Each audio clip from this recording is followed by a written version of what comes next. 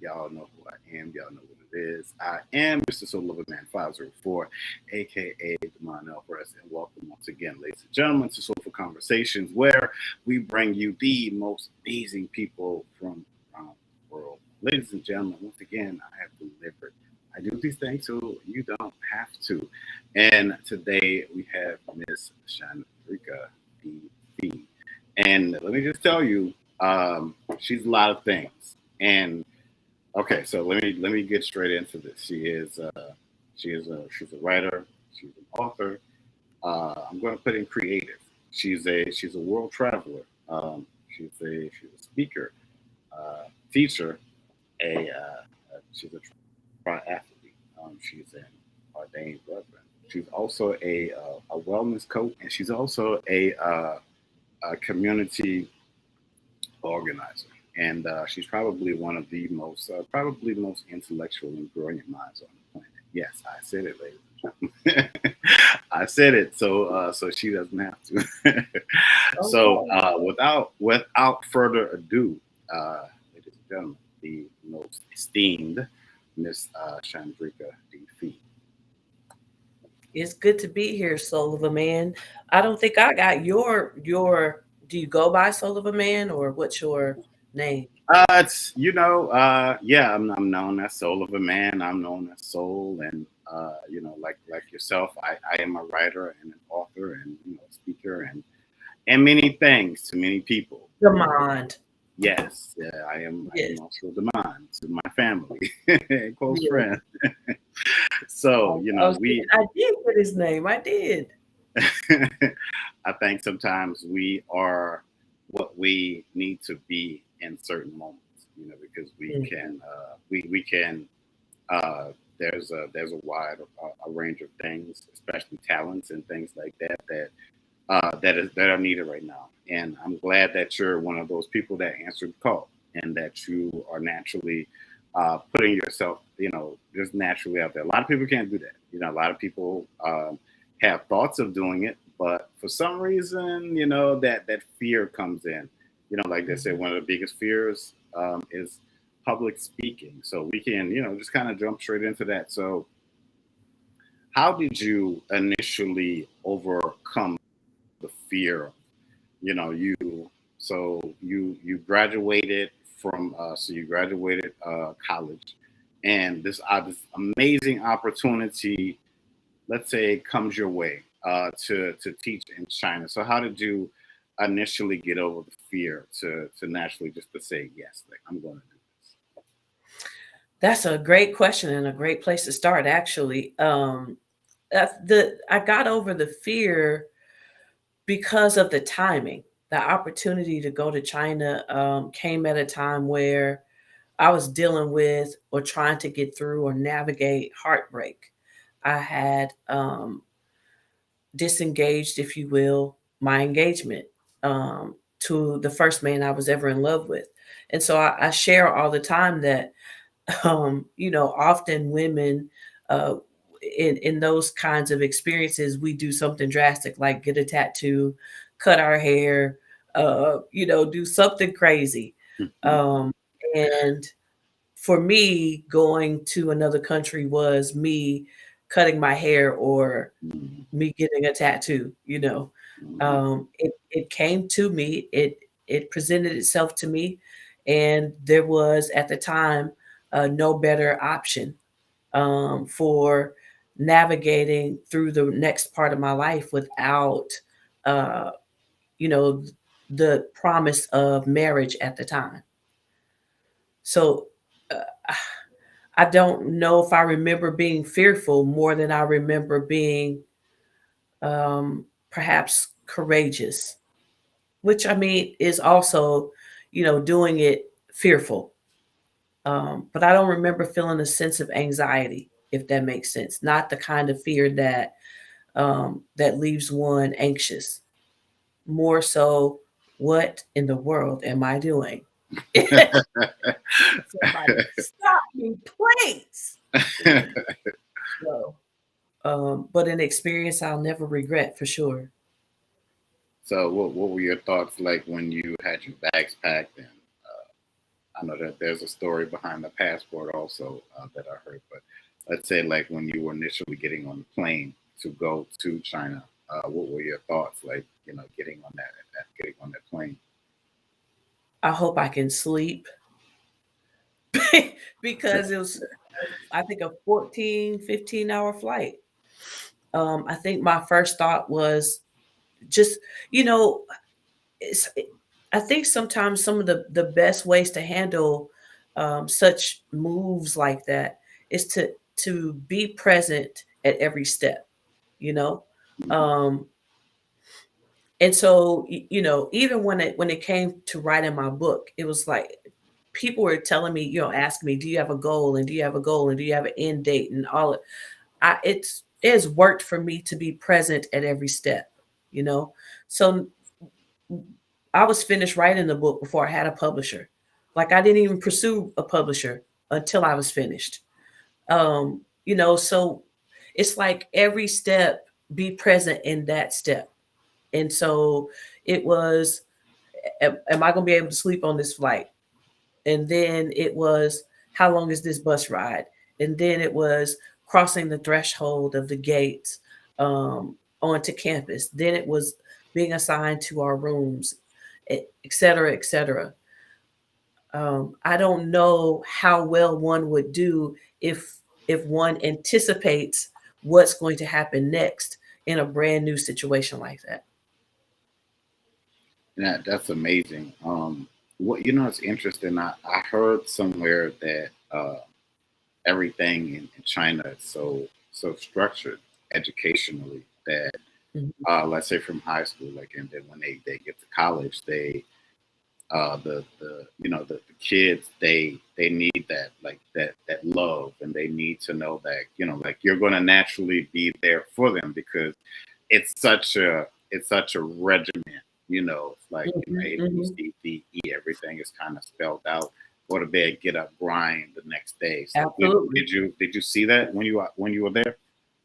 Well, I didn't see it because I was teaching university students. So Okay. I'm on the side of the part where they are starving for love and affection. And the regimented part of their lives, I think, is love. It could be love for oneself, in that parents really uh, do regimen their children's lives for success so that the children can come back and carry the parents or the family. That's what it's about. So it's about pushing them to success so that then the children can carry the family. They're supposed to go back. Um, I met them on the side of finally leaving their parents, leaving that structure, and they need a different kind of love. They need a different kind of affection. And I'm not sure that I could give them affection as a teacher, but they definitely would look for it and get it from their fellow students. So sometimes we'd be walking around campus and boys would be holding hands with boys, while our country and culture um, really struggles with men showing affection to each other.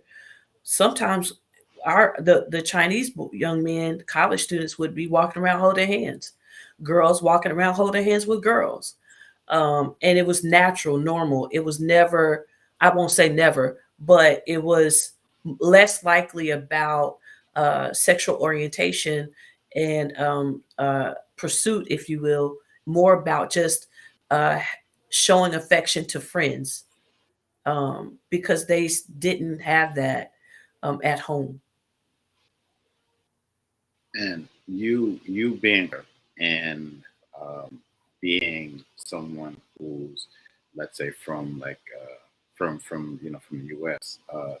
Did you ever feel have like a lot of aha moments, like being a fly on the wall, saying like, man, this is amazing. Like I can't believe I'm here, and I'm getting to see what a lot of people you know only maybe kind of read about on the internet, so to speak. Mhm. I think that probably goes without saying. I mean, even one of my favorite pictures, as you mentioned, fly on the wall. One of my the favorite pictures I took there is my last excursion in China. I went to the Great Wall, and as I was taking photos of the Great Wall, I noticed a little butterfly on the wall, very small, not the regular normal size. And it was interesting to me, and I use that picture still today. I still have it. It was interesting to me that um, such an intimidating piece of structure, one of the great wonders of the world, a butterfly is not intimidated by it, and I'm struggling with it. Like the higher we went up the wall, I told the tour guide, I said, ma'am, if we go any higher, somebody's going to have to come and get me to carry me down. And this butterfly is not intimidated by this this great wonder of the world. I mean, it went so high sometimes clouds covered it. And the butterfly, it was nothing to it. So there were opportunities and experiences that spoke to me and contributed to the courage I take today, the inspiration I am led by, um, and uh, and so yeah, lots of quote unquote fly on the wall experiences. So you spoke of the butterfly, and of course, the butterfly goes through the transformation of going from the caterpillar to the butterfly. So you going from the U.S. to China, do you feel like that's been like one of your greatest transformations in your life up to this point? It I want to answer that in two ways. One, uh, in the King James version of the Bible, most popularly used purchased Bibles in the world, there is a story that Paul tells about riding his beast, um, getting ready to go and continue his mission to kill Christians. And the story is about, he's going down this road called the Damascus Road. Mm, I kind of equate my experience in China to that. Um, Not that it was necessarily a Christian experience, but a transformational experience. mm. But the second answer to that in my book, Lord, I Don't Want to Die a Christian, right behind me, plug. Um, there, there is imagery I use about, and the part of the imagery is butterflies. So yeah, I feel like I went down Damascus Road only to be revealed later. Yeah, that's amazing that that you had the courage to do that. Like you said, traveling the first, traveling that road, so to speak, and leaving like the comforts of your home. I hear Steve Harvey all the time talk about jumping, taking the leap of faith. Absolutely. Which Mhm. so many people um, have that issue with, because there's where you are and naturally where you want to be, and it's not going to fall. It's not going to fall Mhm. out of the sky. And taking a cue from that, the book, Lord, I don't want to die a Christian. When people hear that, and amazing title, by the way, Thank amazing you. title, very buzzworthy. It's like when especially I would think if you were someone in the church, somebody would probably say, "How would she write a book like that?" And she probably grew up in the church, and that just don't make no sense. So what type of feedback have you been getting from the just from the experience of writing the book itself? Mostly positive. And I guess, writing this book, I've learned that feedback has many different comes in many different shapes and sizes, and there's some feedback it's just been silence, where people have separated themselves. Um, don't have the courage, if you will, to have a conversation, Not that a conversation uh, would hinder separation, but they'll never know. But then, so it's either been separation, silence, or it's been thank you so much. Um, I have been feeling this and did not know this is what I was feeling. Um, Not necessarily the sentiment, but the pages in it, the sentiments and the experiences and the revelation, if you will, that I share in the book. Um, so people have been feeling it and not been able to articulate it, and just like, you said exactly what I've been thinking, and I didn't, almost like I didn't know. I they found themselves in the pages of the book, and it wasn't that I led them there. They've already been there and just didn't have the words. And and it's amazing, when you create like this masterpiece, and and you look at it, and I've often heard this phrase that everything that you need is inside of you. I tell people that God is, when people say like, well, who's the greatest artist ever? And I say God, because God is everything. God created all. So when you think of that, and when I think of artistry, it's like every artist is always going to leave something inside of their creations, and Mhm. we have so much inside of us. Um, so with that, did you ever think, maybe like when you were younger, when I get to a certain age that, I'm going to go to, maybe seminary, or I'm going to become like this amazing world traveler and this author and all of these other things. No, I didn't. Um, I was raised a pastor's kid, preacher's kid. My parents are now pastors. They started to pastor after most of us were out of the house. I think all of us. I'm the oldest of four girls, and so no, I didn't know what I was going to do because our lives were church, school, and church. Um, and so I didn't have the dream of becoming a writer. I didn't have the dream of becoming a world traveler. We didn't travel. I didn't have the dream of becoming a doctor, a lawyer, a police officer, um, a computer scientist, which is what I went to school for at one point. Anything that, a lot of our young people are dreaming about today. We didn't play sports. So for me to become a triathlete is crazy brand new. Um, we I mean, I was raised in a denomination where so much was not allowed, you know and over time things begin to be allowed, but I think by that time it was pretty much settled in me that you Mhm. know we couldn't wear makeup and we couldn't wear pants and we couldn't, all the couldn'ts. And so no, I didn't have a dream to be anything. So when it was time for me to graduate from high school, I did not know what I was going to do. So I didn't do anything. I got a job somewhere. I don't remember what it was, but I got a job somewhere and just went to work from my parents' house. I stayed at home, and went to work. Um, my mom did try to send me to Oral Roberts. I came home from work one day. She had packed up my stuff and said, "Go up the street."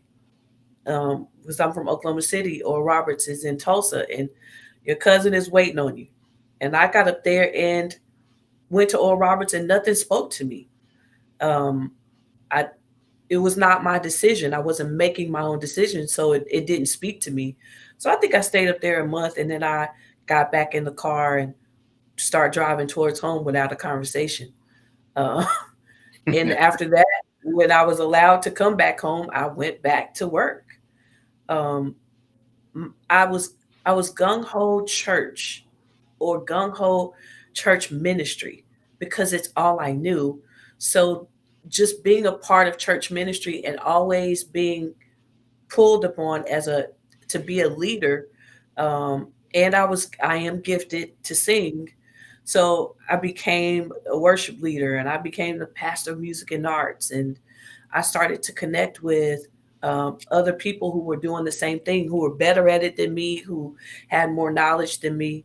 That led me to um, to move to Columbus. But before I moved to Columbus, I ended up in Bible college, just as my mother tried to do years prior. And I moved to Columbus, Georgia to finish that degree while trying to serve a ministry. So again, I don't recall accepting the call. I was always being prepared, readied, as I write in the book, readied and reared for Christian ministry.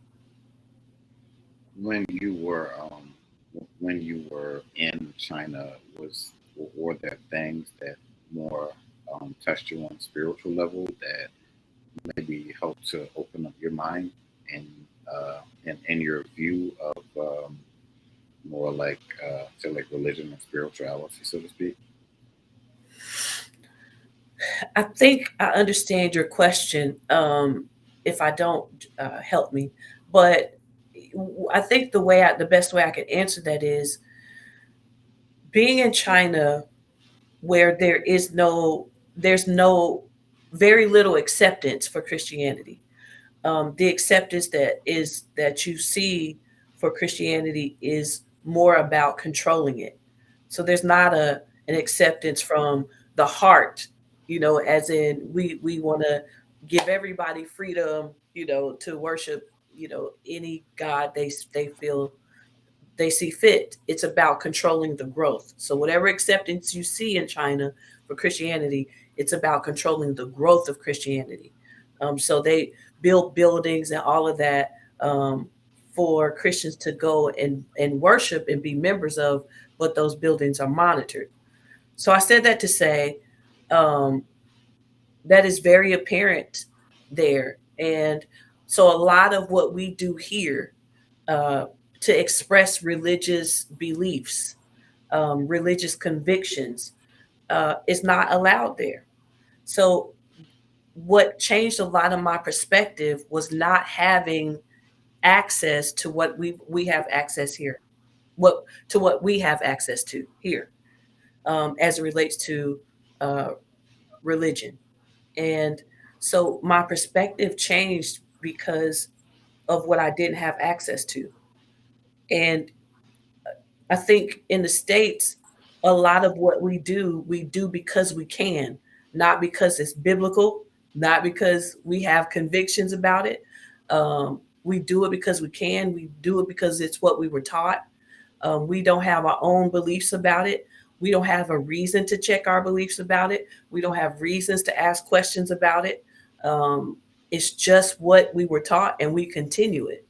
When you go to a place where Christianity is not celebrated, and not accepted, you can't tithe, and you can't take communion.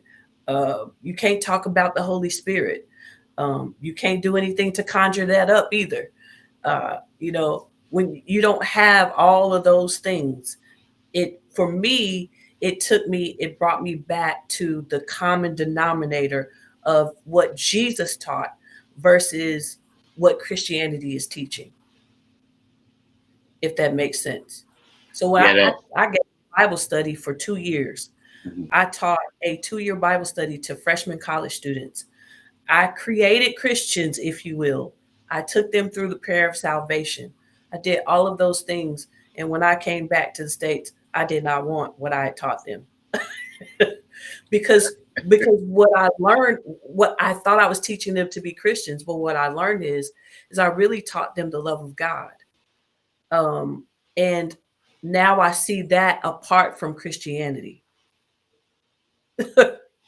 uh, you know, I know that may sound rough, but again, if you don't have access to Christianity and what Christianity has built, the the the the empire that is Christianity, the business that Christianity is, if you don't have that, what is left? And so all I had, my students were poor. They wore the same clothes every day. um, because they wore the same clothes every day, I started to wear the same clothes every day. So I wear a set one week and I wear another set the next week and I wear another set the next week, um, to make myself, more approachable and more kind of on the same level. I wanted them to really receive from me They often saw our building that we lived in as America, not just a building. They looked at the building and saw America and thought that they could not have it. So in order for me to pull them in so that I could love them, I dressed in the same clothes every day for a week. I'd come home, I'd hang them up. It's crazy the things we did. I know I should speak for myself, the things I did. And so I kept those same students for 2 years, and I never taught them Christianity. But I did not know that until I got back after my second year. So was that a you said the second year? So was that more of of you having like a bird's eye view of the outside looking in, so to speak, and At relatively what? at At what?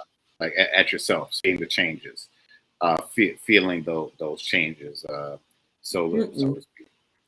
Because it wasn't a bird's eye view in the moment. Remember, Hmm.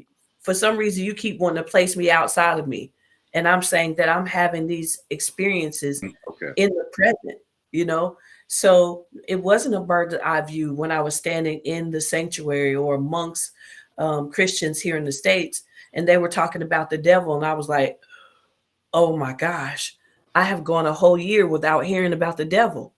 What does that mean? Like, it was such a shock. um no, it wasn't a bird's eye view. I wasn't outside of myself. I was experiencing it as I went. um to see, to hear, I could hear the offering envelopes. Like, I was so used to that now that I've been gone a year, I come back and the movement of offering envelopes being passed around and opened up and stuffed, I can hear all of that. That was the culture shock. So for a year, I didn't realize a lot of the things um, that I used to do, that I had done for the majority of my life. I didn't realize I wasn't doing them while I was in China, and that kind of took me on a new journey. Like, the culture shock wasn't just that I wasn't doing it. The culture shock was realizing that I did not realize I wasn't doing it. I never missed it, and I went to China in my 30s. So you talking about, being in my mother's womb, participating in communion because she was taking it. You know what I mean? Yeah. Every first Sunday, she was taking it while I was in her womb for 9 months. So, from that to when it was time for me to start earning money, being taught to tithe, um, and definitely hearing about the devil forever. And so those three components and those three traditional experiences, it sent me into a frenzy. I just thought, if the devil is not real in China, then is it real at all? If I have lived a year without tithing, what does that mean? And if I've lived a year and not realized that I didn't participate in communion, what does that mean? I went back to China, trying to figure that out. And so my goal was to read the Bible from Genesis to Revelation to figure out um, why I felt freer um, in a country that didn't accept Christianity. And it's your story is so powerful. How you take it like almost like one foot in front of the other, so to speak. Hmm. Like Hmm. one step at a time. It's like like, come on, girl, here we go. And that's it's some. Exactly I how it love is. it. I love it. Yeah. I love. I love that. Yeah, I really, really love that perspective. So you being like a wellness coach, a community organizer, and and a triathlete, do you take that same perspective and put that into that, so to speak? Yeah, I am working on a new project for myself, well, for my community, and I've already started with just one step. Just take one step, and that's creating the logo. By 2023, I want it to be where I'm trying to take it. But the first thing is to, the first thing I did was create social media pages that are not public yet, but I just put the name in, and created the pages, created an email. Next thing I'm working on is the logo. I just take it step by step. I mean, as fast as fast paced as we are today, buildings and houses and homes and foundations are still built step by step. Right. Still, social media has us missing that we are taking steps. Even if I go to, you know go to shopping right now, which I was trying to do earlier before we did this.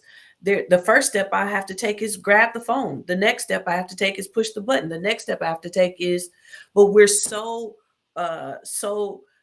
past and so blind, if you will, or absent from a lot of who we are, a lot of our existence today, that we don't even feel the steps anymore.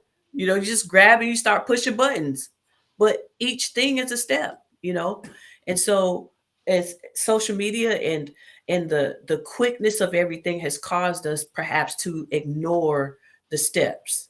So, yeah, step by step, I'm building a new thing, a new opportunity, step by step. Even today, And the beauty, I'm working on another literary project, and step by step, we're gonna get that done and published. yeah, I was going to ask you about that. Did you have like any? I know you. Know you have a very amazing and beautiful creative mind, and I Hmm. know that you have a you have a lot to give to not just your life but the world. It seems and it feels like.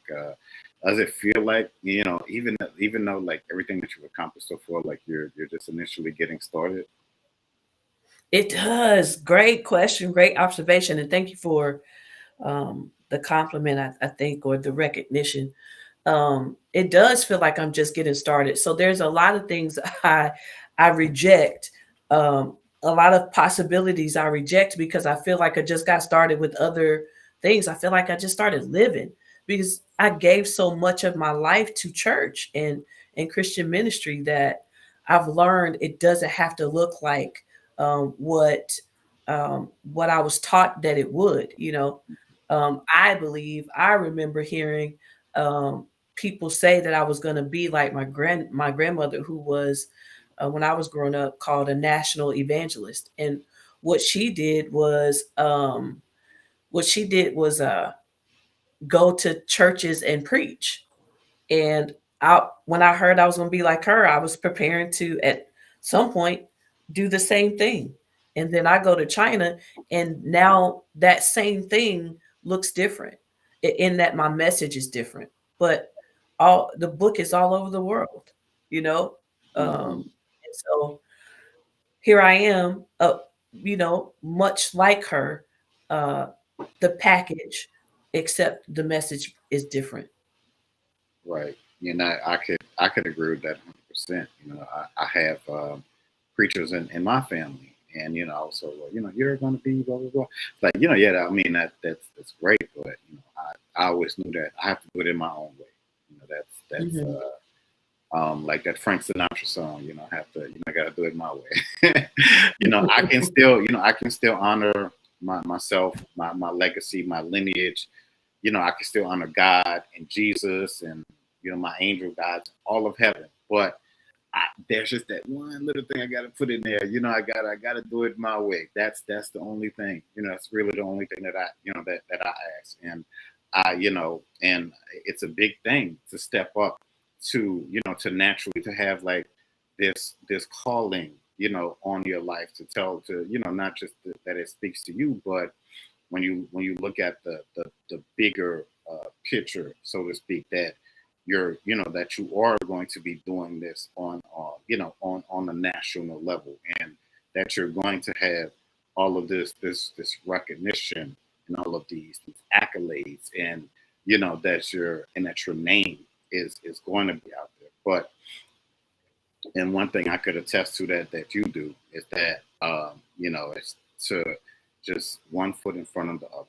one day at a time, because it's great to have all of these different people around you telling you these things, but you're initially the one that that's typing up the book, or Hmm. putting putting you know pen to paper. Would it be fair, as saying that no matter what nobody else says, that you're your own worst critic in the sense of it?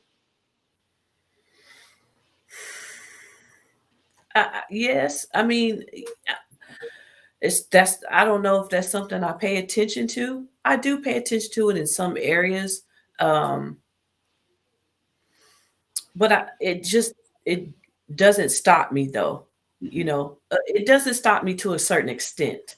Right. Um, you know, I have some insecurities, all of that, and I'm still showing up to do this. I'm human just like everyone else, so I don't feel like I have you know, I don't feel like I'm alone in being my own, if you will, worst critic. I don't know if it's that more than it is I can be my own level of accountability. There is an excellence that has been placed in me, that has been passed down to me. And I know what that looks like. Um, when working on the book, I tell people all the time, I thought the hardest part of the process was writing it. I thought that's what would be the hardest part. And actually the hardest part was after signing a publishing deal. Man, it got really tough. But, a part of what made that tough was me and the level of excellence that has been passed down to me. My mother's maiden name is Butler, and this just a family of excellence. We just, she just taught us, if you're not gonna do it right, then don't do it at all. And so when it came to the editing portion process of the book, whoo, I was so tired of reading my own book. Golly. But, I don't know how many other people do that.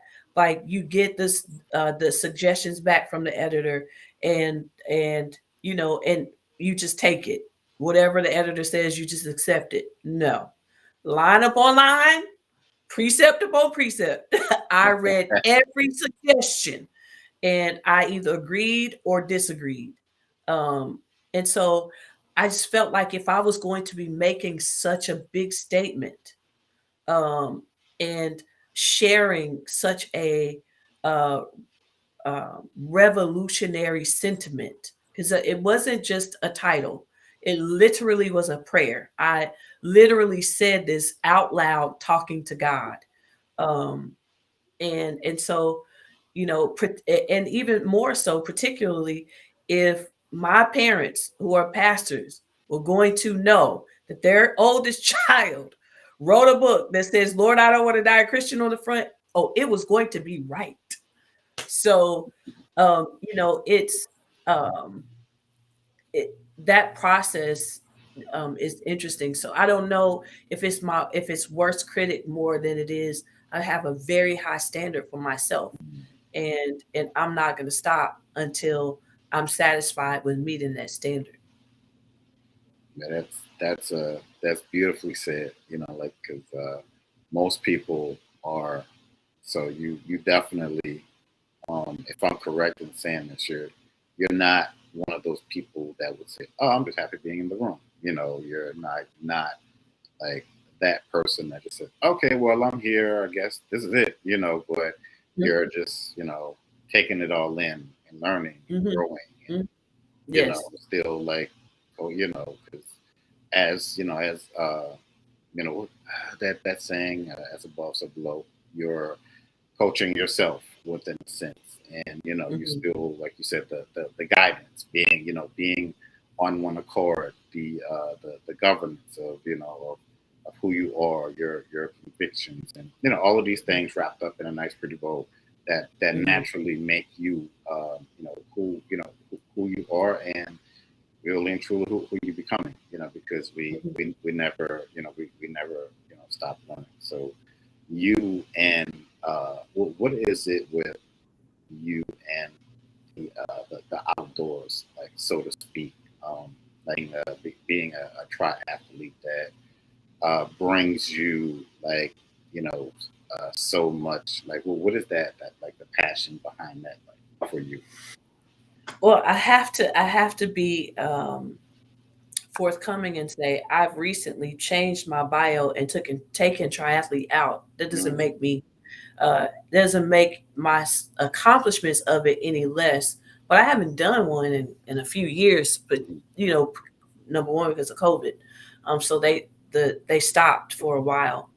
But I wish I could turn my camera around and right in front of me there is a medal hanger, and it's full of medals from triathlons to cycling across Georgia, to running to uh, just stuff, and I'm proud of all of it.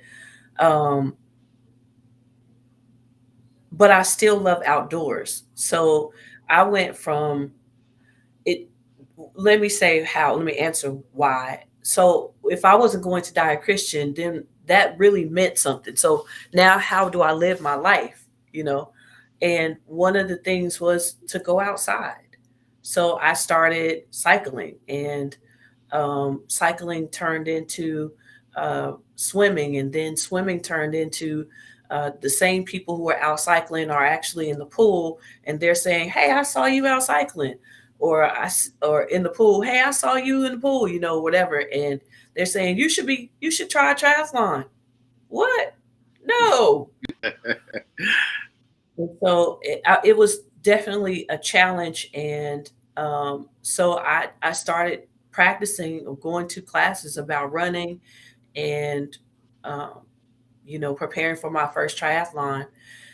Then a friend of mine sent me the medal hanger. It said swim, bike, run. And she said the only thing you have to do is fill up every hook, and I did that in a year. So it was triathlon upon triathlon upon triathlon. It was races in other cities. It was trail running. It was cycling, just everything I could do to fill this up. And so it's full, and so now I'm pretty much focusing on just staying healthy, continue to work out. I still love hiking. I love doing that. I am um, a kayaker. I'm trying to think of the word for it. But when other people have races that include water, Mm-hmm. I provide kayak support, is what it's called. So, like, if all things outdoors, as much as I can handle, I'm just exploring. Well, every birthday, I try to find something new to do, something that I've never done before. So, yeah, last year it was bow and arrows. So we'll see what we're gonna do this year. We'll see. I don't know. I might go to shooters and take some of my friends with me, and we go play with guns or something. But I don't, just uh, how else can I explore? What else can I do that's new? so I haven't zip lined yet. mhm. I have this real issue with heights that I don't want to have, but woo, we have a Yeah, zip lining opportunity here in my city, and I was like, oh, I want to do it, but really, yeah. You think you'd ever try like skydiving if you ever get over like that? I That want to be able to try it. mhm. I was a part of a conversation recently about skydiving, and I actually write about someone else's opportunity um, to skydive, and we were able to watch the video. And so I wrote an entry in the book called "Up That High," where and I don't know if you know this. I'm thinking you do, but I've been a part of ministries. We come together in prayer and worship, and we ask God for His presence, and we ask God for the glory, and you spend 30 and 40 minutes begging God for particular for what I believe we already have access to. And it's like, and so I kind of see it like skydiving. You jump out the plane, you make yourself ready, you get all prepared to jump out the plane, you get out the plane, and the wind is carrying you, but you keep asking for it. The wind is carrying you, but you keep asking, Lord, send the wind, God. And the wind is carrying like, be it like you said, like I said, being present in the moment. The glory is in the air we breathe, it's in the eye blinks, it's in the changing of the trees, it's in the falling of the leaves, it's in the wind blowing, it's in the movement of the water. The glory of God, the expression that is God, you know is everywhere. And sometimes we miss it, we pass by it. I've passed by it. One of my favorite examples is leaving my house after packing up all of my things to go cycling, my bike bag, changing into my bike clothes, changing my shoes, getting in the car, driving down the driveway, going down the street all the way to the other side of the city, getting on my bike, mounting up with other cyclists, riding for 20 miles, for 30 miles, for 40, 50, and 60, to come back to my house, get on my block, to see this beautiful tree, leaves changing, colors are just gorgeous. And I ask myself, where's whose tree? Who, that's in my yard. you know, I'm chasing the an experience of God's glory and presence, and it's right here in my yard. It's right here in my home. So we have to, learn to slow down and and be present. Right. I agree 100%. I'll tell anybody, anybody looking for a miracle. I mean, you see it every day in the mirror. When Right. it's like you just have to, once your mind is open, you just, you start to realize things. Like you talked about, walking outside, feeling the breeze, looking Right. up, feeling the sun hit The your sun. skin. Yes. It's just Yes. those I don't want to say little things, but it's just those tangible things, like you said, just being kind of out of those, because we're thinking of the next big, whatever Hmm. that may be necessarily, as far as your particular life goes, or however that goes for you. So, like, what would you?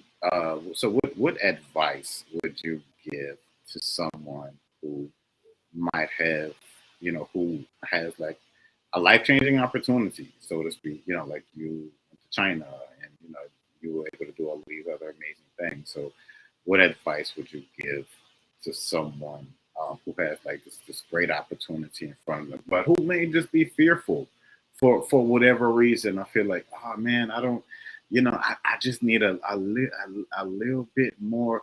I like the story. Uh, I'm gonna use Will Smith's name. I know he's not popular these days, but he, when the story of the Fresh Prince, how he went to this thing with Quincy Jones, and he was like, Yes. "Yeah, man, we're gonna, we're gonna have this casting thing right here, right now," and Will was like, "Whoa, wait."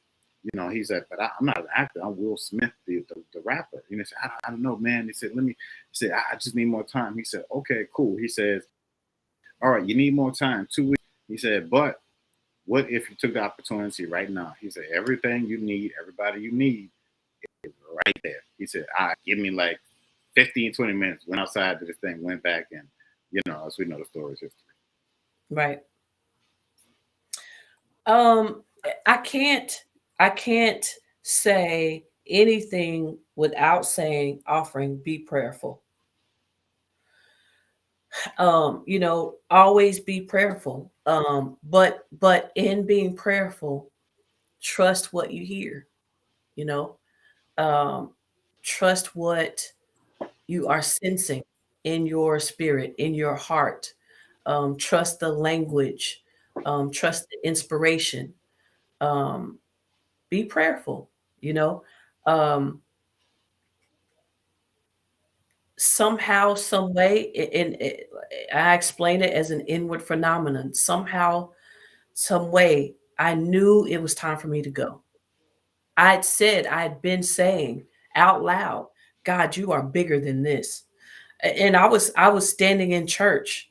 looking up at the sky. I was a part of the congregation going, there's got to be more to God than this. And so when this opportunity came, how could I not know this was God saying, you've been saying I'm bigger than this, you Hmm. know, this was bigger than me, you know? And so it may be one of the signs, um, and will, one of the signs of you knowing that it's for you is that it's bigger than you. I didn't have a passport when I accepted the job to go to China. I didn't have the money to buy a passport. I didn't have the money to buy an airplane ticket. I needed to buy a one-way airplane ticket to San Diego to train for 2 weeks, then from San Diego to China. When I left Columbus to go to Atlanta to then go to San Diego, I still didn't have a passport to go to China from there. It wasn't until I got there that I was told there was a passport office an hour or so away from San Diego. What? So maybe one of the signs of knowing that is something you're supposed to do is when you know how that it's bigger than you, and then stay prayerful about how to uh, take steps in that direction, um, even though you feel or know and have proof that it's bigger than you. Right. And one thing I'll add to that, for the people who are going to watch this, I don't know, 5 months, 5 years, I don't know, 1,000 years from now, that it's always going to look a little different than what you think that is naturally going to look.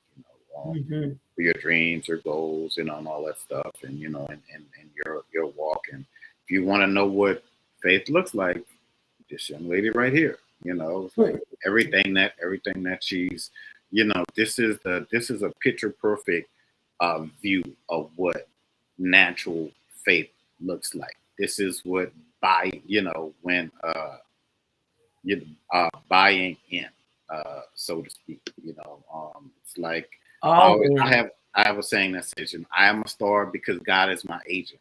But if your agent gets you the job, what do you have to go do? You got to go to work. Hmm. That's the thing.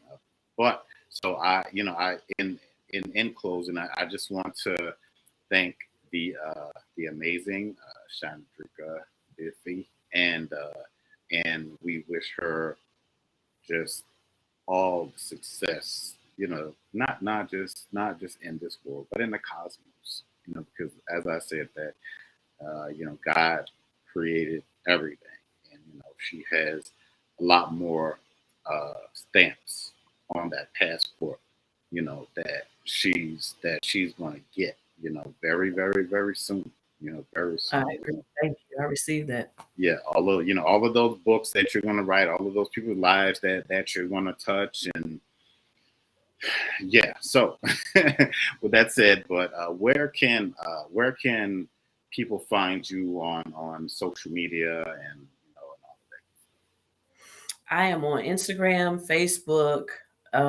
Twitter, all the things, all the places as Chandrika Defi. And if you don't mind me sharing, my book can be found on Amazon, Barnes and Noble, and a plethora of other places. You can go to my website and click on the image of the book, and it'll lead you to all the platforms that are hosting the book. that? And again, ladies and gentlemen, the name of the book is "Lord, I Don't Want to Die a Christian." Check it out. My journal and journey to freedom.